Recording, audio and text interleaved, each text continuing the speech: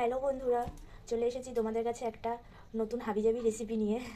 হাবিজাবি কেন বললাম, কারণ সন্ধ্যাবেলায় বাড়িতে বসে থাকলে সবাই তো কিছু না কিছু একটা খেতে ইচ্ছে করে। তো তেমনই আমি একা একা থাকায় কিছু খেতে ইচ্ছে করছে, তো কী বানাই। ফ্রিজ খুলে দেখলাম রয়েছে গাজর, ফুলকপি, মটরশুঁটি, পেঁয়াজ, লঙ্কা, ধনেপাতা, তার সাথে আমি নিয়ে নিয়েছি। তো চলো দেখি এগুলো নিয়ে কি হাবিজাবি বানানো যায়। তো সেইটাই তোমাদের সাথে আমি শেয়ার করব। তো চলো দেখে নিই। প্রথমে ফুলকপি আর গাজরটাকে একটু গ্রেট করে নেবো গ্রেটার দিয়ে। চলো রেডি হয়ে গেছে আমার। এখানে আমি ফুলকপিটা গ্রেট করে নিয়েছি, আর এখানে গাজরটা গ্রেট করে নিয়েছি, আর এখানে আমি মটরশুঁটিটা ছাড়িয়ে নিয়েছি, ধনেপাতাটা কুচি করে নিয়েছি, আর এখানে পেঁয়াজ, একটা গোটা পেঁয়াজ আর একটা পেঁয়াজের হাফ আমি কুচি করে নিয়েছি, আর 4-5টা লঙ্কা কুচি করে নিয়েছি।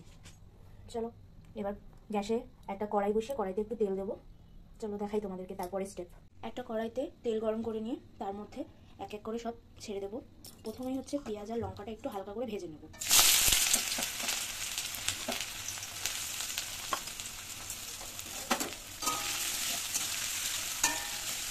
পেঁয়াজটা যাতে একটু নরম হয় তার জন্য একটু অল্প করে স্বাদ মতো নুন দেবো। তারপর হালকা ব্রাউন করে একটু ভেজে নেবো, একেবারে লাল লাল করে ভাজবো না, হালকা ব্রাউন করে একটু ভেজে নেবো এটাকে। পেঁয়াজটা এরকম হালকা ব্রাউন ব্রাউন ভাজা হয়ে গেলে দেন এর মধ্যে দিয়ে দেবো আমি ফুলকপি গ্রেট করে রাখাটা, তারপরে দিয়ে দেবো গাজর গ্রেট করাটা, ওর সাথে দিয়ে দেবো মটরশুঁটি, দিয়ে এটাকে একই সাথে ওই তেলের মধ্যে ফ্রাই করবো। এবার এর মধ্যে দেবো একটু স্বাদ মতো হলুদ আর নুন,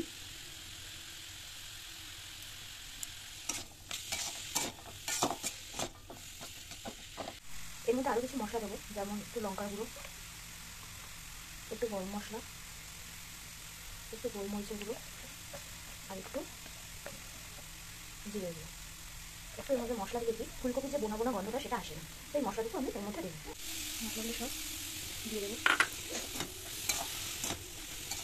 আর এর মধ্যে দেবো একটু স্বাদ মতো চিনি, আর আমি এখানে একটা আলু গ্রেট করে নিয়েছি, এই গ্রেট করা আলুটাও আমি ওর মধ্যে দেবো।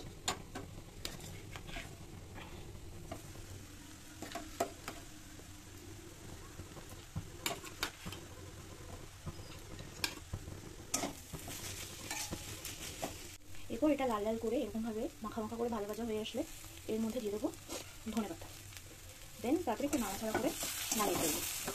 দেন ময়দার গোল্লার মধ্যে ভরে পুরটাকে গোল করে নিয়ে বেলে নিতে হবে, বেলে নিয়ে ভেজে নিতে হবে, ভেজে নিয়ে টমেটো সস দিয়ে খেয়ে নেবেন, দেখবেন কেমন লাগে, কমেন্ট করে জানাবেন। ও দাঁড়ান দাঁড়ান, কোথায় যাচ্ছে? মটরশুঁটি দিয়ে এই একই রেসিপি দিয়ে আরও কেমন লাগে সেটাও তো একটু ট্রাই করে দেখতে হবে, তাই না? তো দেখো, ওইটা আমি লম্বা লম্বা করে নিয়েছি, পুরটাকে নিয়ে ডিমেতে ভিজিয়ে নিয়েছি, দেন তারপরে আমি ব্রেড ক্রাম্বসে ভালো করে চুবিয়ে নিয়ে ভেজে নিয়েছি। এই দেখো কেমন হয়েছে, খুবই টেস্টি।